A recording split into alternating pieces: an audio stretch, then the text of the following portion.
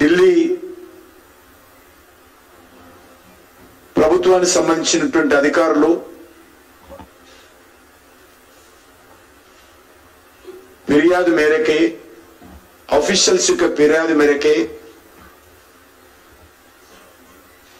ఈ యొక్క లిక్కర్ కుంభకోణం పైన దర్యాప్తు జరిగిన విషయాన్ని ఈ సందర్భంగా మనం చేస్తున్నాం.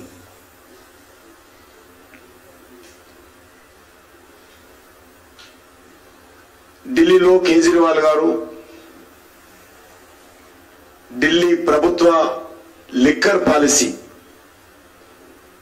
మార్పులు చేస్తున్నప్పుడు ఈ యొక్క పాలసీ మార్పులో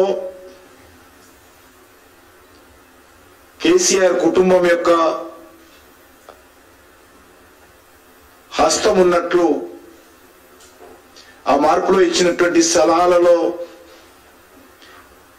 కేసీఆర్ ప్రభుత్వం యొక్క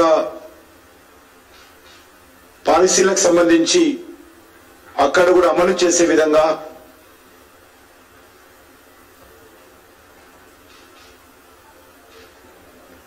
కేసీఆర్ కూతురైనటువంటి కవిత గారి నేతృత్వంలో పూర్తిగా పాలసీ ఏర్పాటు చేయడానికి అన్ని రకాలుగా సహకరించారు.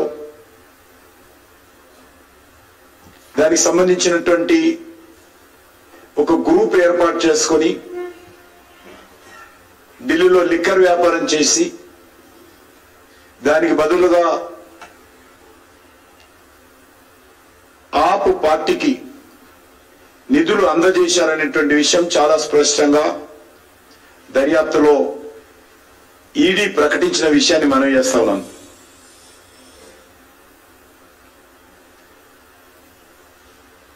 వాస్తవాలను వక్రీకరించి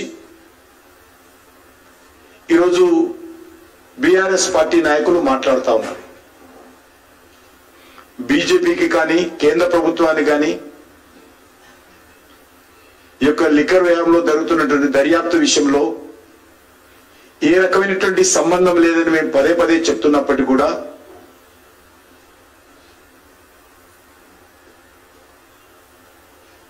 Congress party, BRS party, Mamata Banerjee లాంటి వాళ్ళు ఈరోజు బీజేపీని విమర్శిస్తున్నారు.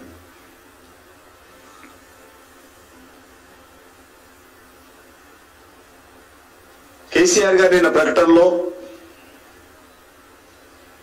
ఈ దేశంలో ప్రజాస్వామ్యానికి చీకటి రోజు, ఎందుకంటే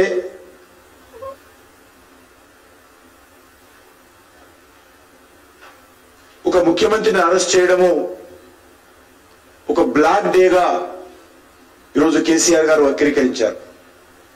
నేను అడుగుతా ఉన్నాను, మీరు ముఖ్యమంత్రి అయినంత మాత్రాన మీరు కానీ మీ కూతురు కానీ గతంలో లేకపోతే ఈనాడు కేజ్రీవాల్ కానీ వాళ్ళు చేసినటువంటి అవినీతి కుంభకోణాలను విడిచిపెట్టాలా? వాళ్ళు చేసినటువంటి ప్రజాధన దోపిడీ ఏదైతున్నదో దాని మీద దర్యాప్తు చేయకూడదని కేసీఆర్ గారు చెప్తారని అడుగుతా ఉన్నాను. ఎందుకు బ్లాక్ డే అడుగుతా ఉన్నాను.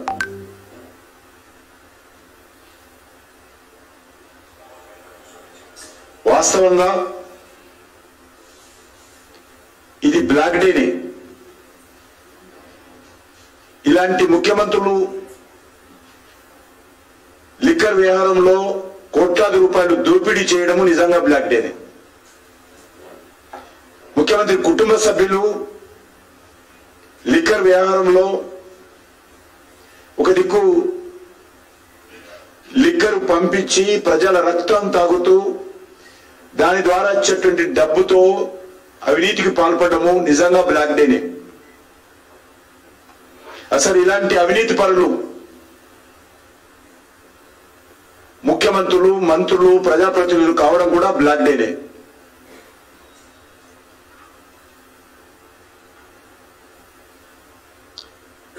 కుటుంబాలను అడ్డం పెట్టుకొని వారసత్వ రాజకీయాలకు పాల్పడుతూ అధికారాన్ని చెలాయిస్తూ ప్రజాధనాన్ని అక్రమంగా దోపిడీ చేయడము నిజంగా బ్లాక్ డేనే. నేను ఒకటే కేసీఆర్ గారిని అడుగుతా ఉన్నాను, మీ కూతురును అరెస్ట్ చేసినప్పుడు మీరు ఎందుకు స్పందించలేదు? ఈరోజు ముఖ్యమంత్రి గారిని అరెస్ట్ చేస్తే ఢిల్లీలో ఎందుకు స్పందించారు? దీనిలో ఉన్నటువంటి మర్మం ఏంటో చెప్పాల్సినటువంటి అవసరం ఉంది. దర్యాప్తు సంస్థలకు, అవినీతికి ప్రజాప్రతినిధులైనా, రాజకీయ పార్టీలైనా, వ్యాపారస్తులైనా, ముఖ్యమంత్రులైనా ఒకటే. చట్టం ముందు అందరూ ఒకటే అనేటువంటి విషయము ఆయనకు అర్థం కాలేదా? మరి కవిత గారిని అరెస్ట్ చేసి 6 రోజులు పైన అవుతుంది కదా, మరి ఇన్ని రోజులు ఎందుకు స్పందించలేదు? కేజ్రీవాల్ గారిని అరెస్ట్ చేస్తేనే ఎందుకు స్పందించారు? ముఖ్యమంత్రి గారు తెలంగాణ ప్రజలకు చెప్పాలా?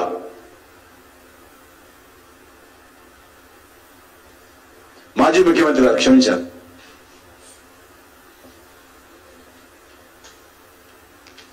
మీ నాయకత్వంలో 10 సంవత్సరాల పాలనలో బంగారు తెలంగాణ పేరుతో మీ పాలనలో మద్యాన్ని ఏరులై పారించి తద్వారా వెల్ఫేర్ యాక్టివిటీ పేరు మీద ప్రజల ఓట్లు దండుకునేటువంటి ప్రయత్నం చేశారు. మీకు కాంగ్రెస్ పార్టీకి తేడా లేదు ఈ విషయంలో. బెల్ట్ షాపులు తీస్తామని చెప్పింది కాంగ్రెస్ పార్టీ, మీరు పెట్టినటువంటి బెల్ట్ షాపులు ఇంకా కొనసాగిస్తున్నారు. మీరు ప్రతి వైన్ షాపును ఓపెన్ బార్ గా మార్చారు అధికారపూర్వకంగా. Officially government of Telangana converted all wine shops officially as a open bars. Beside shops, anybody can drink openly. Officially order ఉంది. సిగ్గుపడాలి ప్రభుత్వాలు. ఈరోజు నేను బస్తీలలో వెళ్తే ఖాళీలలో ఖాళీ ఎంట్రన్స్ దగ్గర వైన్ షాపులు ఉండడంతో మహిళలు ఈరోజు నన్ను గేరావ్ చేసినంత పనిచేశారు. మహిళలు తిరగలేకపోతా ఉన్నారు, రోడ్ల మీద నడవలేకపోతా ఉన్నారు. ఉద్యోగాలు చేసేటువంటి ఐటీ అమ్మాయిలు సాయంకాలం 10 గంటలకు 11 గంటలకు బస్తీలలో వెళ్ళాలంటే మీ యొక్క వైన్ షాపుల కారణంగా, ఓపెన్ బార్స్ కారణంగా అనేక రకాల ఇబ్బందులు ఎదుర్కొంటుంటే మీకు అదేం పట్టదు. మీకు డబ్బులు కావాలా, ఆ డబ్బులతో వెల్ఫేర్ యాక్టివిటీ చేయాలా, ఓట్లు పొందాలా, అధికారం రావాలా, మద్య వ్యాపారంలో 1000 కోట్లు సంపాదించాలా. ఈ రోజు కూడా తెలంగాణలో ఈ రాష్ట్ర ప్రభుత్వం కూడా మద్యం వ్యాపారస్తుల దగ్గర ఆర్జీ ట్యాక్స్ వేస్తా ఉంది, additional tax, Rahul Gandhi tax.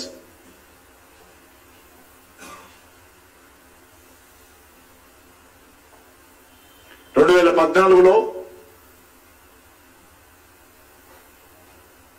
Liquor వ్యాపారం ద్వారా తెలంగాణ ప్రభుత్వానికి ఆ రోజు ఆల్మోస్ట్ 4 నుంచి 5,000 కోట్లు వచ్చేది.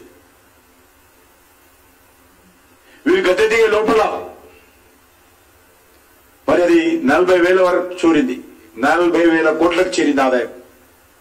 అంటే ఇది తెలంగాణ డెవలప్మెంట్, ఇది బంగారు తెలంగాణకు సంబంధించినటువంటి అచీవ్మెంట్.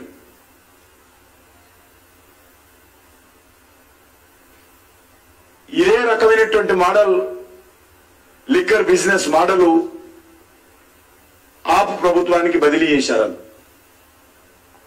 అందులోనే అక్కడ ఉండేటువంటి ఢిల్లీ అఫీషియల్స్ వాస్తవాలన్నీ కూడా